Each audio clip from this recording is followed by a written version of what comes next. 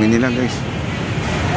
Papa Di Channel, isang alon ng kagitingan. Kahit ulan, kahit bagyo, walang kabawasan. Ako ng General Trias. Bumiyahe ako ng magang-maga para ipaglaban ang ating West Philippine Sea sa mga animal na siyam na senador na maka-China, sa mga taga-China na bully, na binabaliktad na ang bully daw ay ang Pilipinas. Mali. Walang kapaguran sa panggugulo ang mga taga-China sapagkat ang mga senadores na nakaupo sa Senado ang numero unong sumusuporta dyan sa mga incheck na iyan. Tama. Parang ating bansay magulo, mawindang, para patuloy nilang iharas ang ating mga mangingisda, ang ating mga Coast Guard, Philippine Coast Guard. Ganyan ang gawain nila. Ay naharap ng mga senadores, yung mga hinayupak na sina Cayetano, Marcoleta, Robin Padilla, yung mga hudas na yan.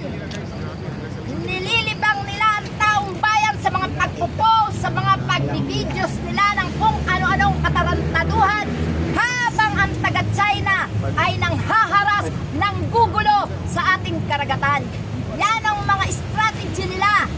Utos yan ng animal na sina Duterte, sapagkat hindi man nila aminin. Malamang ng ating Pilipinas ay isinanlana nila kung kaya't ganyan ang pagwawala ng China dito sa ating bansa. Ang kapal ng mga mukha ng taga-China, no? Isipin nyo, ha? Hintayin daw nila ang presidente na siyang magpalaya sa kanila. Mga ulol, hindi ang presidente na nag-iisa ang kailangang hanapan nyo ng salitang lumayas kayo. Kaming mga mamamayang Pilipino, ang taong bayan lang may karapatan na magpalaya sa inyo. Kayo'y walang naiintindihan sa salitang pakikisama. Kayo'n dumayo, kayo ang makisama. Pag pinalayas kayo, ibig sabihin, may problema sa inyo ang aming bansa. Lumayas kayo. Kung gusto nyong sinusunod ang patakaran nyo sa China, sundin nyo rin ang batas at patakaran ng aming Pilipinas.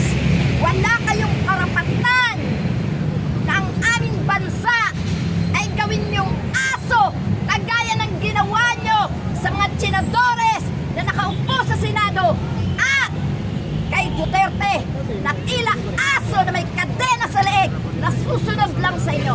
Nagkakamali kayo. Iba ang Pilipino. Marami ng pagkakataon na may nagtangka na gawin ang aming Pilipinas. Agawin ang ari-arian namin. Pero kahit maliit ang aming bansa, lumalaban ang mamamayan nito. Hindi kami matatakot. Ano sabi ni Robin Padilla?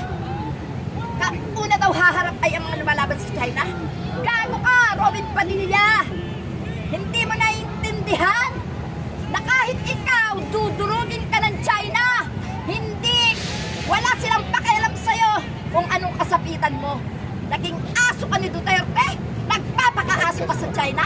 Ikaw din, Mr. Marcoleta, matanda ka pa sa akin, pero wala kang tinandaan. Ha? Kay Cayetano, pinahuhubad mo ang uniforme ni Sir Tariela. Ang kapal ng mukha mo, Cayetano, baka kalusin kita lalo pag nagkataon na magkaharap tayo. Sipin mo, ha? Ikaw nga nakabarong bobo Pagkatapos, paalis mo uniforme ng isang nakikipaglaban para sa bansa. Animal ka talaga, no? Ha? Makapal ang mukha ninyo. Wala kayo ibang kinakaya kundi yung mga kasama nyo dyan sa gobyerno. Pero pagdating sa mga Pilipino, sa taong bayan, no? Bahag ang mga pagpapit nyo.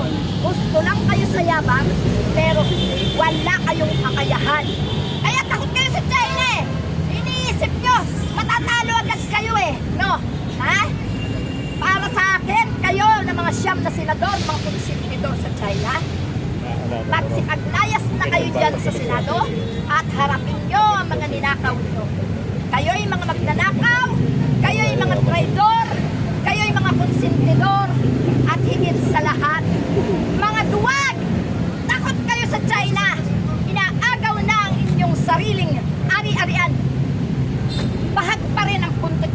Pag ba yung mga asawa nyo inagaw, papayag pa kayo na maagaw yan sa inyo? O baka naman, itikain nyo nga ang mga asawa nyo, pero yung mga kapit nyo maiiwan. Mga legend kayo eh. Mga kapili, ang mga senador, dahil alam naman po natin na kapakinabangan lang ng ilan sa kanila ang mahalaga, samantalang ang West Philippine Sea, kapakinabangan lang buong Pilipino sa kasakali. Pinunod sa atin ang karapatan.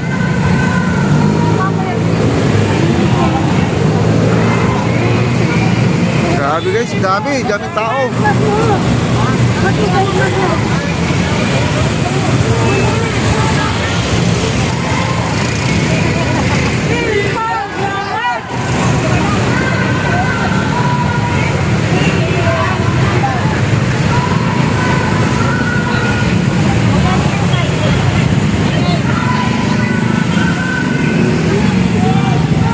At nandito na po tayo guys sa Chinese Embassy na po tayo. Nandito na po tayo yan.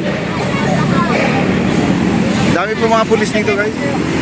Yan mga pulis, dami pulis na po dyan.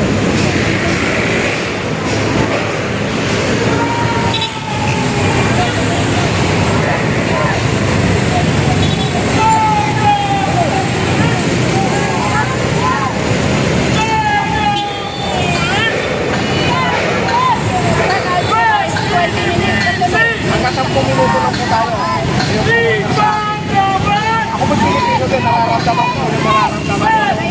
Pero saan na po nararamdaman din? Kung may permit po kayo, limitan, hindi po kayo sabi. Kung po naman 10 minuto, sabihin lang po nyo.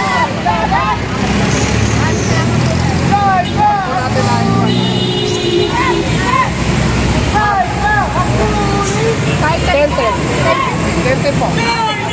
Kahit 12 minutes na po yun.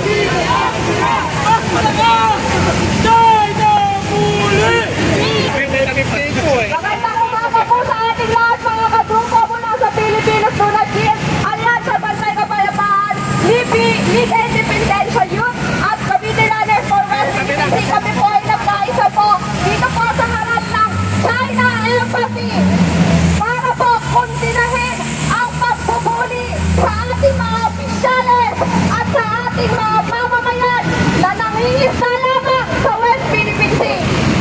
Kung kayo tinatakot nyo ang aming mga opisyales, ano pa ang nararamdaman ng mga mamamayan na katulad namin? Kung mayroong nabubuong takot sa puso ng aming mga opisyales, ng aming mga senador, ng aming mga Navy, ng aming mga Coast Guard, ano pa ang takot na mararamdaman ng mga normal na Pilipino lamang? Kaya nananawagan po kami sa China Embassy na pakinggan niyo po, dalangin niyo po ang United Nations Law kasi na ang West Philippine Sea po ay sa Pilipinas. Wala pong 9-line sa mapa. Meron din pong architectural zonal na sinasabi doon na pasok sa EEZ ng Pilipinas ang West Philippine Sea. Bakit niyo kinakangkat ang West Philippine Sea na para sa mga Pilipino? Kaya po mahininda po ang mga aming grupo. Makakasama umarap tayo sa West Philippine Sea. At sa China.